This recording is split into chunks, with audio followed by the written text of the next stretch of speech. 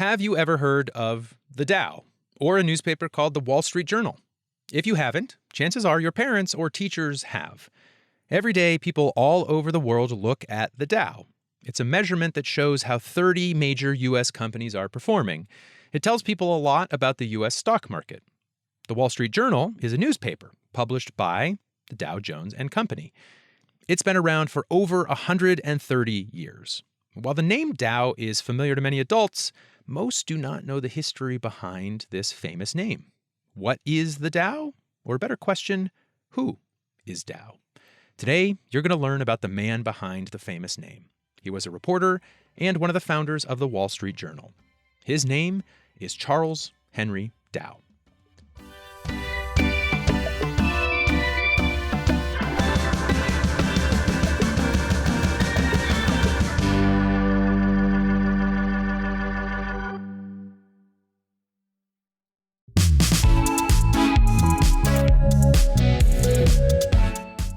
Hi, young historians. It's time for another episode of Anytime Now. I'm Brooke, co-founder of Honest History.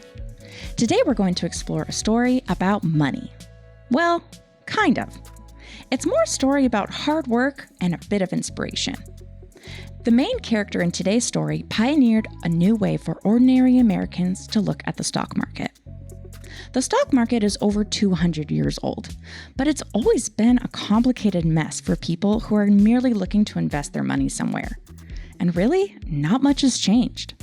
But things would be even more complicated today if we didn't have Charles Dow to thank. If you're still a little bit confused, that's okay. Most adults don't truly understand the ins and outs of the stock market. But in this story, you'll at least learn about Dow's amazing story and how it affected people to this very day, over 120 years later. As you listen to the story, make sure to write down any questions you have. There will be many ideas that are probably new to you. Listen closely and try to understand how Charles Dow created his idea.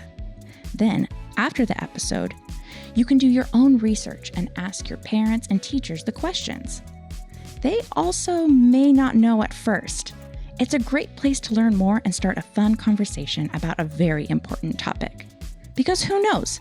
If you learn about finances and the economy at a young age, it will provide you with a huge advantage as you grow up and have to manage money on your own. Now, let's get back to the story.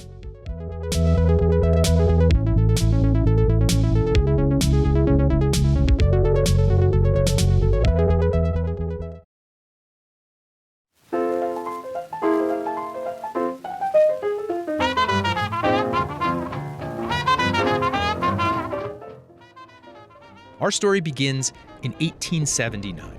Charles Dow was sitting on a train traveling across the country. He leaned over the table, scribbling down notes on a piece of paper. He was writing an article about his journey so far. He paused for a moment to look out the window. He watched miles of gray prairie grass roll past. Occasionally, he spotted a cowboy on his horse or a wagon headed westward. At that moment, the train was traveling through the Great Plains of Kansas. The land was so dry it looked almost like a desert. Long ago, a mighty ocean once rolled over the great central plain, said one gentleman near Dow. His name was Professor Marsh. Marsh had done a lot of work in this part of America, digging up and collecting fossils. Dow turned his head away from the window and nodded to Marsh. He looked at the rest of the people in the train car. There were several other men. Some of them were professors like Professor Marsh, but most of them were businessmen. In fact, they were some of the richest businessmen in the United States. They ran large companies, controlled banks, and owned huge acres of land. In those days, these men were known as the capitalists. Several days ago, Charles Dow and the capitalists had left New York City to start a long journey across the country. They were headed to Leadville, Colorado.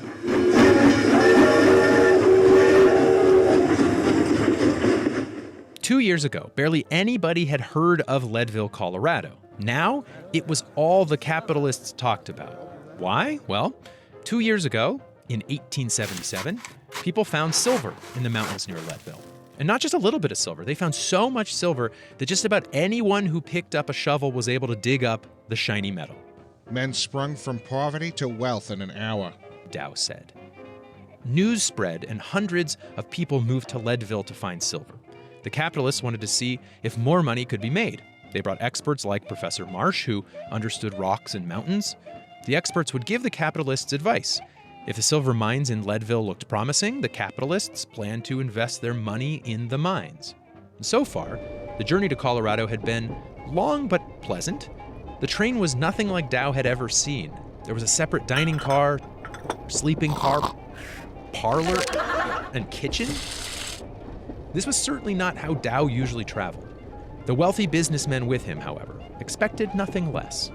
I tried to figure out how many $1 million were represented by the gentleman in that one car. Dow wrote. I got as far as 90 million and then gave it up. The men on this train had so much money, Dow did not even know if it was possible to count it all. Dow felt a little out of place. He was not a businessman or a professor. He was a journalist who was there to write about the silver mines. Dow had left school at a young age and worked his way up to becoming a reporter for the Providence Journal in Rhode Island. The newspaper picked him to write about the capitalists' trip. Dow enjoyed writing about business and finance. He felt like he had a front row seat to a fast-changing world. Trains were a big reason why the world was changing so quickly. New railway tracks were being built every day. These railroads allowed people to ship goods across the country. The silver found in Colorado could be shipped all the way back to New York City. Dow watched companies grow larger and larger and businessmen get richer and richer. The United States was growing into a major industrial power. For the next few hours, the train continued to roll over the flat plains. Suddenly, Dow spied something in the distance. It was the outlines of the Rocky Mountains. They were nearly to Denver, Colorado.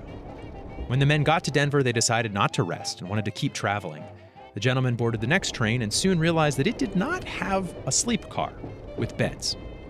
Dow smiled to himself as the men complained. They are used to downy pillows, Dow thought. Most of the gentlemen did not sleep that night as the train chugged along the mountain road. When the railroad ended, the men got off the train to find their next mode of transportation. They saw 4 stagecoaches pulled by mules and horses. The men squeezed into the coaches and began the last part of the journey through the mountains.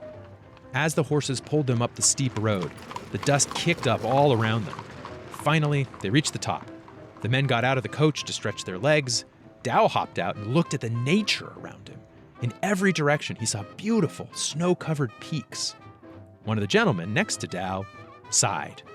I don't feel as if I should ever be clean again, the gentleman said. He tried to wipe the dust off his face. He did not even glance at the nature around him.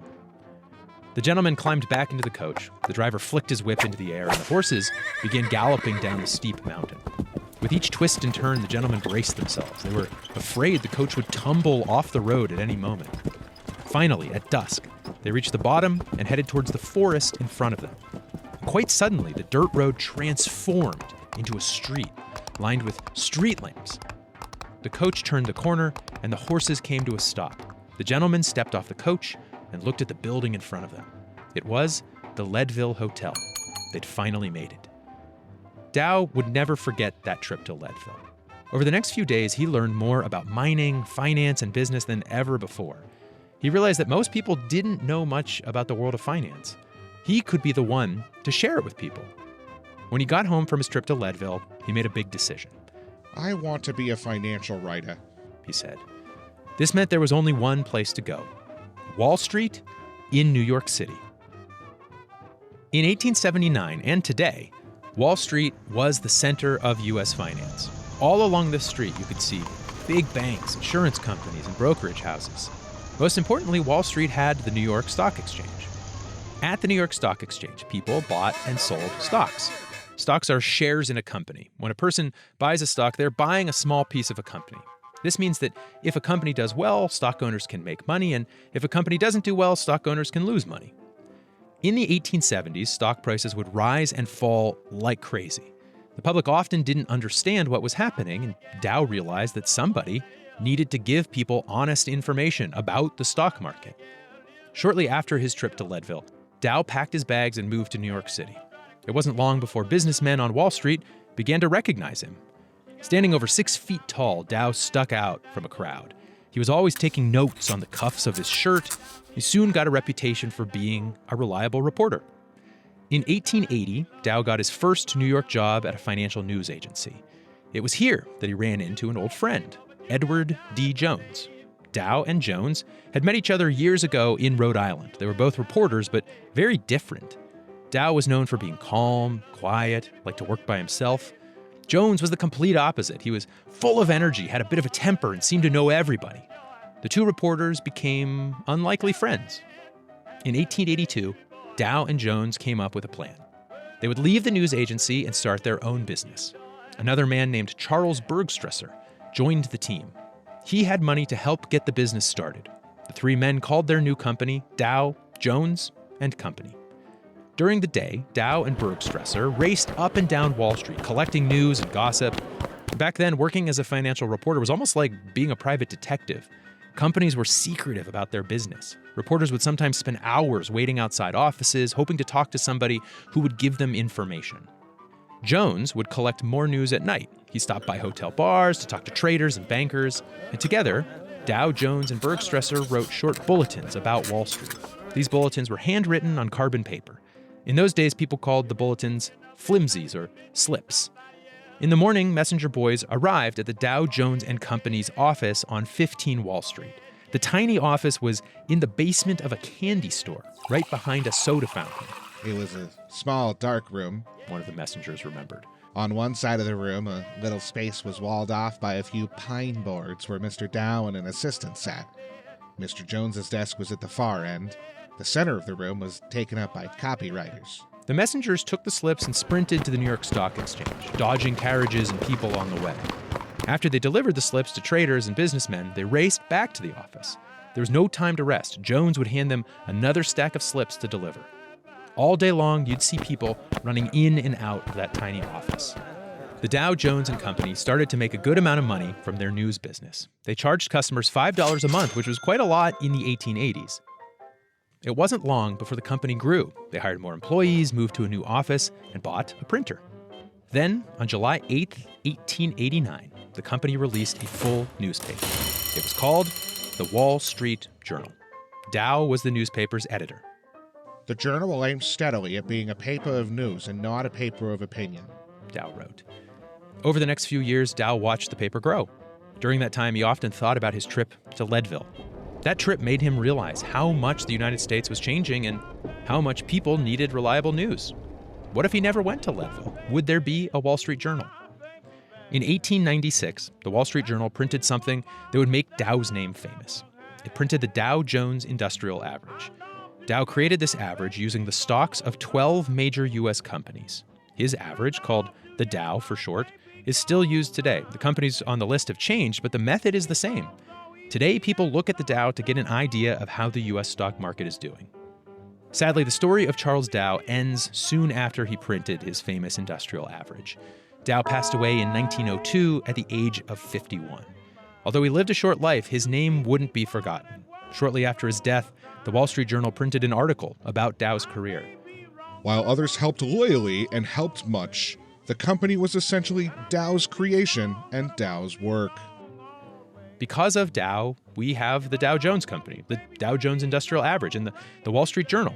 So if you ever hear somebody talk about the Dow, you now know a little bit of history that most people don't. What is the Dow? Well, it is a company, an average. Perhaps most importantly, the Dow is a person.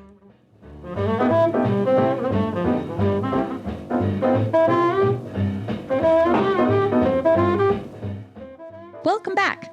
Did you remember to write down those questions? We're sure you have at least a few. If not, that's okay too. You can always go back and listen again. Be sure to have a conversation later with your parents and teachers to get more answers. Our team at Honest History has been busy learning about the American economy ourselves lately. If you enjoyed learning about this topic, we have a book called History is Rich that dives into more stories about money in America. Charles Dow had an amazing story, but there are so many more people and concepts to learn to truly understand the American economy. Unfortunately, it's not all bright and cheery, but the system we use today began somewhere, and it's important to understand the story in order to continue making it better for everyone. That's all for now, but if you want to learn more, go check out History is Rich. From big businesses to railroads to banks, stocks, and more, the book is a great and fun way to learn about American money. This episode was hosted by Kenny Malone and written by Heidi Coburn. Production was led by Randall Lawrence. To learn more about this episode, including more about the host, visit us at honesthistorymag.com and follow along for updates on social media at Honest History.